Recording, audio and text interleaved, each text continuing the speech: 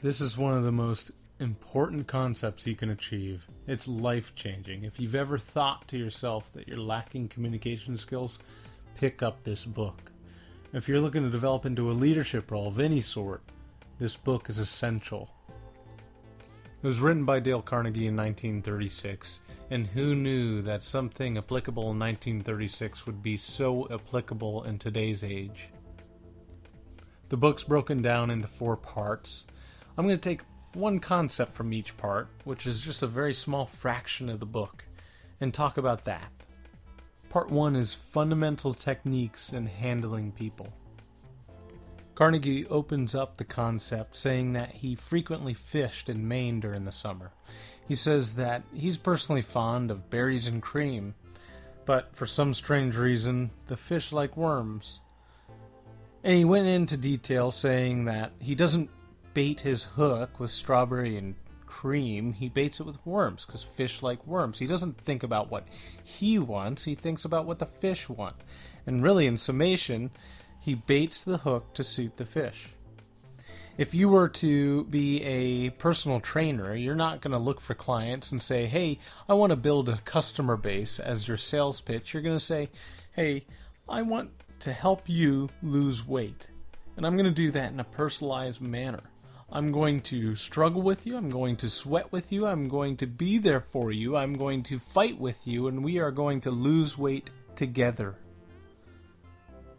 The key to this concept is really putting yourself in another person's perspective, seeing through their eyes, seeing what they want, and learning how to align what they want with what it is that you want.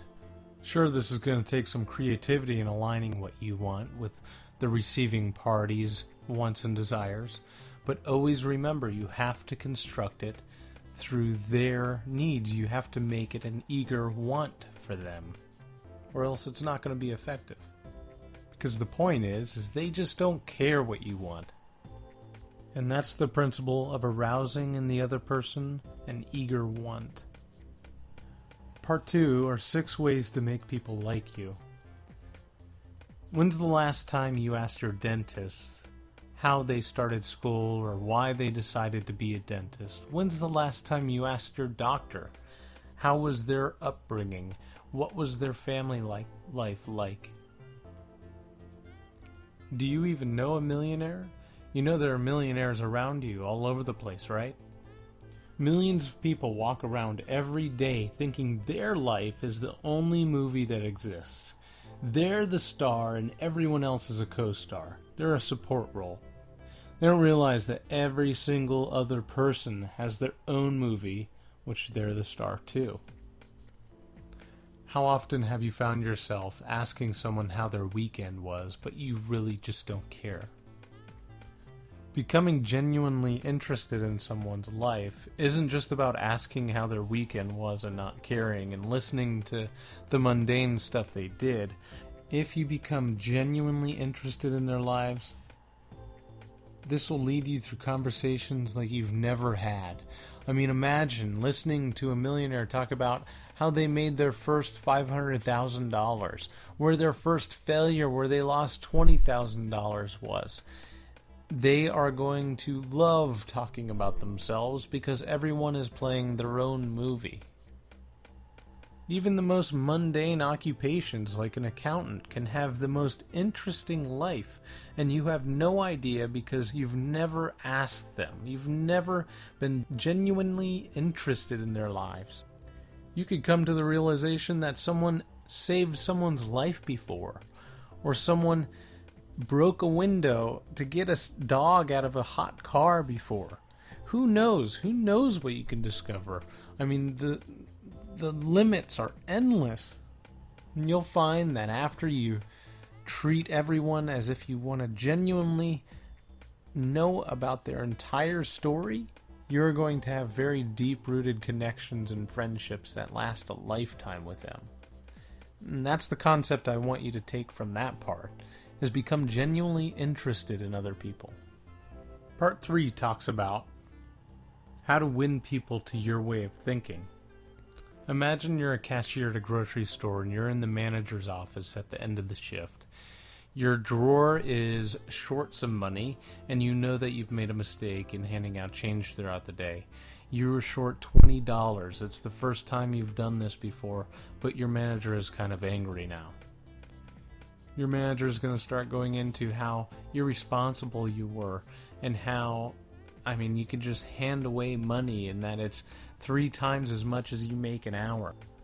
The manager is probably going to go into forms of punishment that you could possibly face, and that how you probably won't get hours next week because you were so careless and reckless.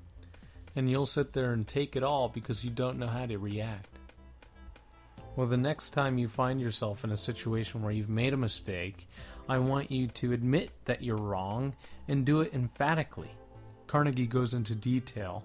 Let's say the cashier situation. If the cashier was in the manager's office and before it was even mentioned, the cashier starts saying, "I made a terrible mistake. I feel so terribly. How could I be so reckless and careless with your money?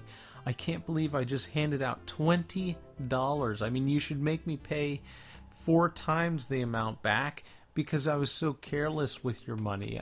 If you want me to resign, if you want me to go home right now, I will. I just feel so terribly about it." The manager is likely going to start going to bat for you, saying, "It's not that big of a mistake. It's only $20. There's no reason to lose a job over it or go home. I don't want to lose a valuable employee, and it's not like you've done it in the past. It's not a regular habit." So see, if you make a mistake, if you own the mistake, and then try to create ways where you can punish yourself, it'll get the other person to the point where they feel that they have to defend you. So the next time you find yourself in a situation where you are wrong, instead of trying to defend yourself like you naturally are inclined to do, admit it quickly and emphatically. Part 4 is how to change people without giving offense or arousing resentment.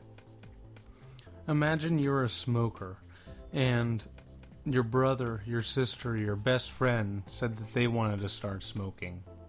Instead of just diving into criticism and telling them not to do it and the reasons why they shouldn't do it, really what you should be doing is telling them about the mistakes you've made and how you wish you hadn't started because it's so hard to stop, it's addicting, and you wish you could, and that you have an annoying cough.